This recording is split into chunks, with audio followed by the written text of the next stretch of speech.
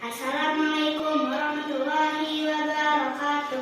Halo semuanya, kembali lagi dengan saya Putri, kelas 4 dari SDN Cibareng, Kecamatan Pangalengan, dalam rangka mengikuti tantangan interaksi Leksambadas Kabupaten Bandung tahun 2024. Di bulan ketiga ini, saya akan mereview buku yang berjudul Nabi Daud, karangan Ibnu Muhyiddin. Adapun teknik yang saya gunakan adalah mengubah isi cerita menjadi sajak Sunda. Nabi Daud, Nabi anu sabar jeung gede kawatna, anjeunna diangkat ku Allah janten nabi, bisa naklukkeun Raja Jalut jeung masyarakatna.